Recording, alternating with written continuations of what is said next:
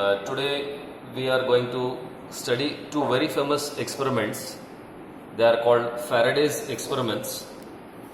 These two experiments are even popularly called as Coil and Coil experiment and Coil and Magnet experiment.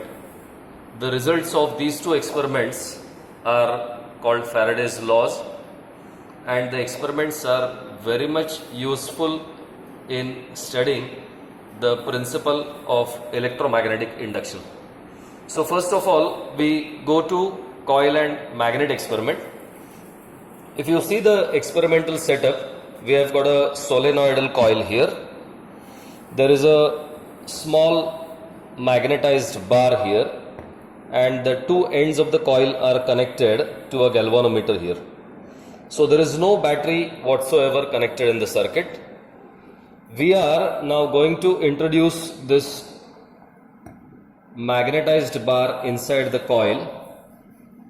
Now this bar is just kept inside this, and I find there is no deflection in the galvanometer. Whereas now when I start moving this bar inside the coil, I find as I move it inside, it gives deflection on one side, and as I start taking it away, it gives me deflection on the other side. So what you will find is that as I move this here and there, you will find that the galvanometer gives me deflection. If I move this slowly, the deflection is less. If I move it rapidly, the deflection is more. And whatever is the direction of the deflection in the galvanometer, while inserting it inside, the exactly opposite deflection is found when I take it away from the coil. So what I find here is that whenever there is relative motion between the coil and the magnet, there is an induced EMF in this coil. Now we go to the second experiment. The second experiment is called Coil and Coil experiment. We have got two coils here with us. If you see the experimental setup, we have got a battery. There are two very much identical coils that I have. The primary coil is connected to the positive of battery through a key is here. The negative is connected to the other end of the coil. What I do is I place it like this. This key is a special tap key. It will be on only when I tap it. I connect the galvanometer to the other secondary coil here. So I'll just move this and get the two terminals of galvanometer connected to the end points of the secondary coil. Once again, I find that the battery is connected only in the primary circuit. This secondary circuit has got no battery connected in that. The coil itself is only connected to a galvanometer. So I place it right on the primary, and then I'll put my source on.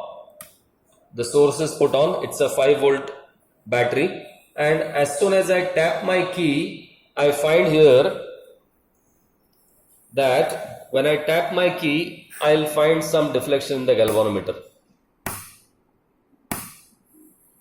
When I tap this key, I find the deflection is on the right side, but if I keep this key tapped, the deflection once again comes on 0, and when I release it, I once again find that there is a deflection produced, but now in the opposite direction. So what we find here is that whenever I tapped the key, we got the deflection on one side, and when I released the key, the deflection was on the other side. The conclusion from both these experiments is that whenever there is change in the magnetic flux associated with a coil, an EMF will be induced in it. This particular statement is called Faraday's first law.